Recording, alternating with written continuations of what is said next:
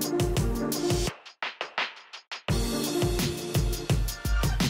semuanya, selamat datang di rekomendasi mingguan dari Joseph Best Topic. Kembali saya akan memberikan 5 rekomendasi saham untuk minggu depan, tanggal 21 sampai 25 Oktober 2024. Seperti biasa, sebelum kita masuk ke dalam rekomendasi minggu depan, kita review terlebih dahulu bagaimana pergerakan indeks di minggu lalu. Kita lihat composite.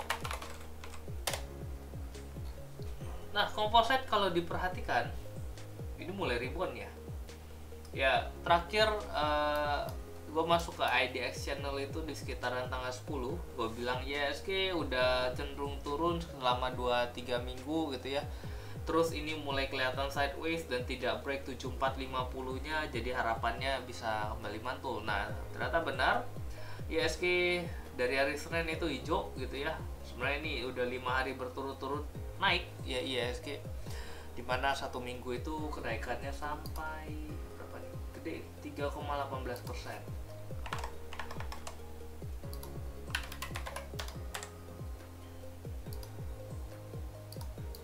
Ya, kita lihat bagaimana rekomendasi kita di minggu kemarin. Berat ya, ngebit 3,18 itu tuh berat. Kemarin ISG cuma 0,an gitu ya. Jadi kita naik 0 sampai 1%-an ya oke gitu. Nah, ini 3, apakah kita bisa beat? Kita lihat. ADMR yang pertama. ADMR cenderung sideways ya. Ini Senin di sini low 1410 dengan highest-nya di 1460. Pas ya R1 1460, ini masuk area entry R1 1460, 1460 peak-nya. Profit. Yang kedua ada SMGR. Nah, ini lumayan nih minggu kemarin. Gak nyangka ya SMGR yang biasanya lambat-lambat 1 minggu kemarin ini naiknya lumayan. Kemarin Monday low 4130. Kena. Gua gak nyangka dia koreksi 4% ya dari sini. Ini close 4310, dia terendah 41. Ini gua cuma kasih ke 4200 ya. Mepet banget. Oke. Gak masalah, cut loss 4200. Ya, mingguan sometimes terjadi gitu. Gua nggak bisa, kalau gini, kalau gue ngomong penjelasan mengenai SMGR, gue yakin ntar kok Chris mentang-mentang loss aja di sini baru ngejelasin bla bla bla gitu ya. Ya udahlah, kita anggap ini cut loss aja, gue nggak usah jelasin terlalu banyak gitu. MNCN Senin di sini low 320, masuk area entry 336 R1, tertingginya kemarin di 332, nggak nyampe ya, kurang 1 tick lagi 324 dengan closing 324. Ya udah, kita keluar 324. Profit kecil. Next SMRA cenderung turun ya. Senin 700-an, di sini cut loss 670 dan ini closing nggak di bawah 670 ya, 695. Tapi ya udah, closing 695. Nggak tertinggi 745 kan? Ya nggak ada. Cut loss tipis. Next, ini juga lumayan 1 minggu jelek. SMGR nggak dapet soalnya. Oke, Monday di sini dengan closing terendah di 1290. Nah, ini 1330 ya close-nya. Close di hari Senin 1325, jadi 1325 itu udah keluar 1325. Bad ya minggu lalu kinerjanya.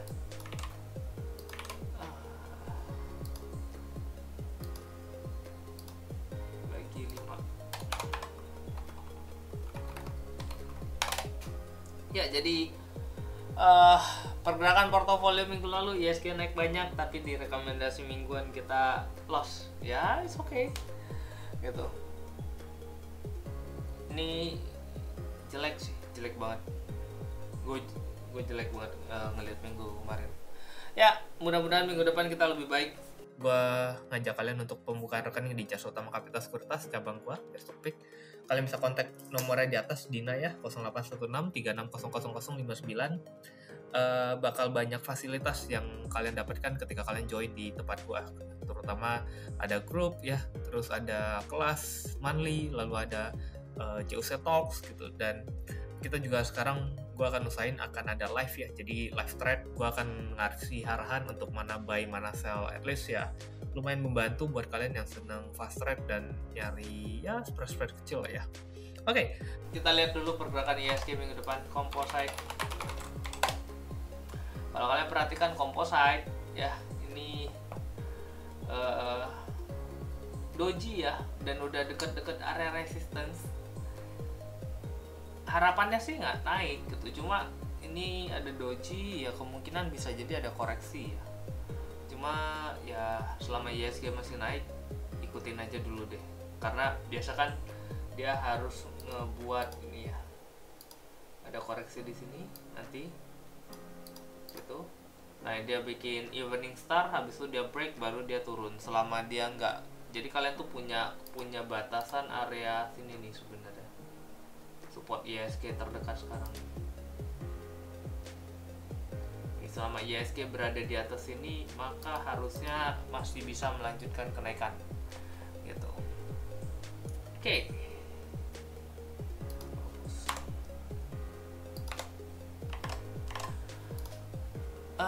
Ya kali ini mungkin gua mau tunjukin sektor kali ya, sektoral.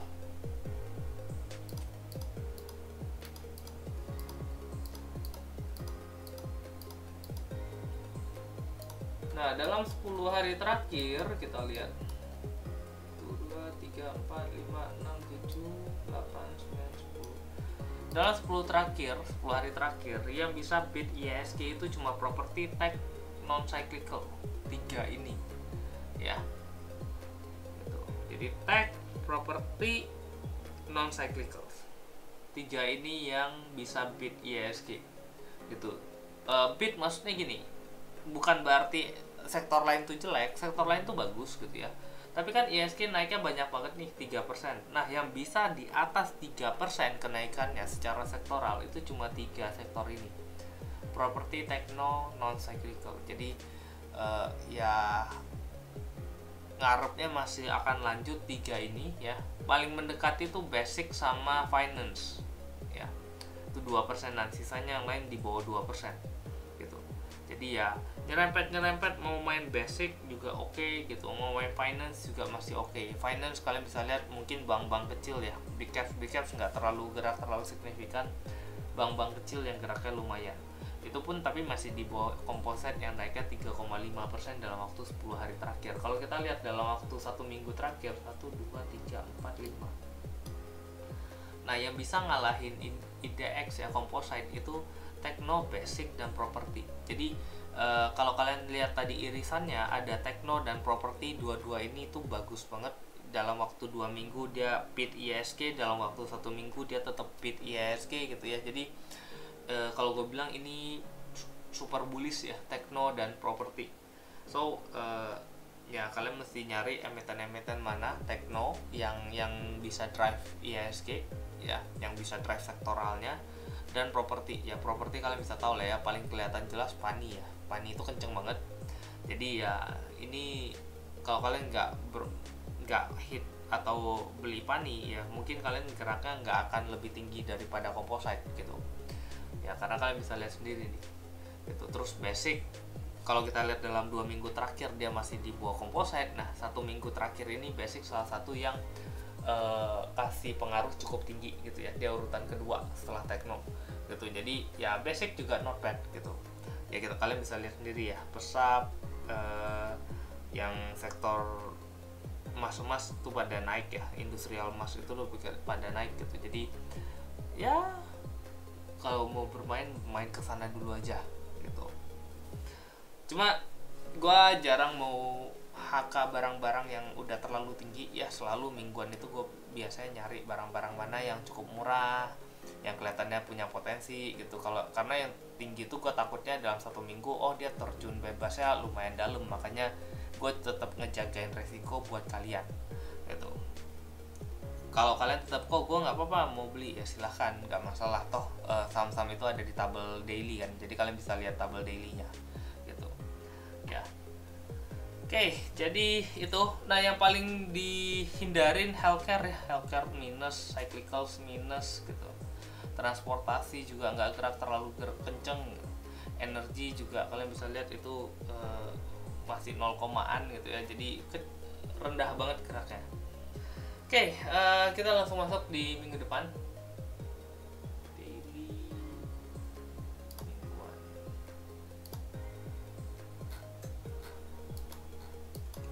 Minggu depan yang pertama gue rekomendasiin WRG ya, sejalan ya, sesuai sama sektor tech-nya.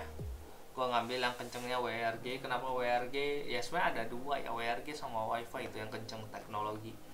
Cuma WiFi hari Jumat itu kenceng banget. Jadi gue lihat WRG ini cukup menarik. Ini juga udah nyentuh EMA 5 nya. Mudah-mudahan ini masih bisa nge-break lagi ke atas gitu ya. Ini memang ada ekor-ekor, satu hari itu ada ekor-ekor cukup panjang ke bawah. Jadi nungguin mungkin masih bisa dapat nih.